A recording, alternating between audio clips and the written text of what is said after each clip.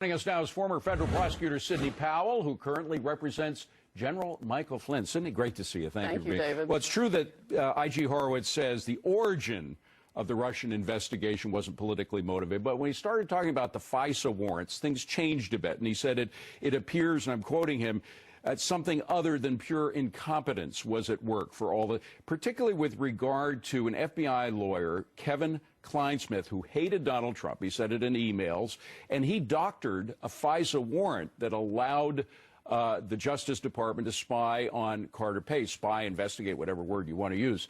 Was that politically motivated, and was that illegal? It was definitely illegal. I mean, nobody without specific testimony by someone, which is all Inspector General Horowitz is saying, can say the reason that he did it. But obviously there are a lot of facts and circumstances that surround that, not the least of which are his multiple text messages talking about Viva la Resistance and his own loathing of President Trump.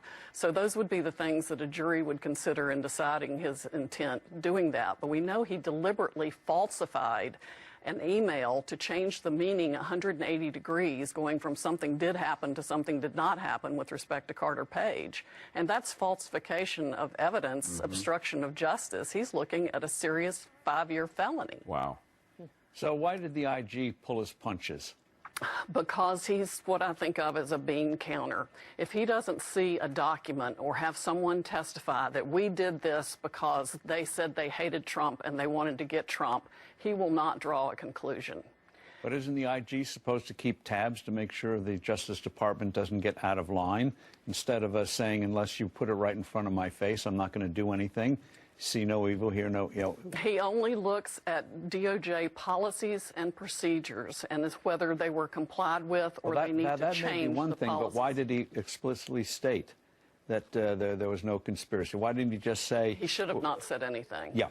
Exactly. So, Sidney, I mean, you've read all this stuff, and you don't have those constraints. What's your interpretation? Because I think for a lot of Americans, they heard, okay, no political bias, but then you read this opening statement of the Inspector General, and there are so many omissions of fact, obviously intentional misleading items put before the FISA court, et cetera. There were some flat-out lies. What is the possible alternative explanation that the FBI from head to toe is incredibly incompetent? I mean, is that what the FBI wants to go with on this? I certainly hope that's not what they want to go with, and I hope somebody like Mr. Kleinsmith decides to tell the truth when he's interviewed by John Durham, or gets indicted for what he's done and decides he wants to cooperate. And would that lead up the chain of command? Yes, I would think it would. I mean, these people were all hand-picked. Right. And they were picked for a reason.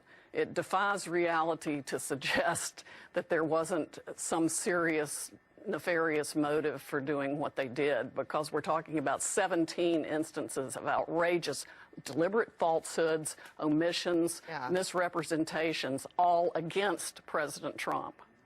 So when can we expect a report from Durham?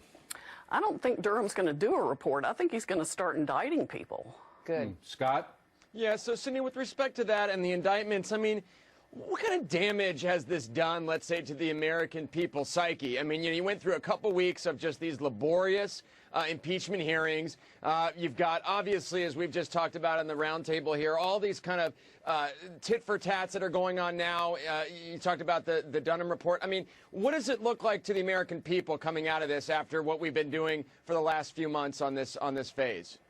Well, I think anybody who's really been paying attention to it is absolutely mortified by what's been revealed. It's terribly disheartening. I mean, I wrote about it a number of years ago in License to Lie, exposing corruption in the Department of Justice. And because nobody was held accountable then, no matter how much I was screaming about it, it got worse. I mean, we have to go back to looking at the fact they changed the balance of power in the United States Senate in the Ted Stevens case. That's what they did there. They took out the longest-serving Republican in the United States Senate on a corrupted prosecution where they were hiding the evidence that showed he was innocent, just like they did with Carter Page here. And they destroy lives every time they do that. They destroy the lives of good, innocent people when they do it. By the way, in January 2017, right after the president was inaugurated, the FBI got solid information discrediting the Steele dossier, discrediting it, and yet the FBI did not share that information with the FISA court, and they got 2 renewals after that happened. Is somebody going to pay a price for that? Well, they better, because it's even worse than that. One of the things we discovered in the Flynn case is that there's a letter that was given by the British consulate, hand-delivered to the incoming national security team, that completely disavows and destroys the credibility of Christopher Steele. It wound up with the ODNI, which is Clapper's department, and disappeared. That letter's out there somewhere. People have seen it, people knew about it. So there was that, and then there was also Kathleen Kavlik telling them before they ever got the first FISA warrant that Steele was a liar. Right, it's an onion. You have a lot of peels to this onion. Sidney, you got to come back. Thank you very much. I'd love to. Thank you, David.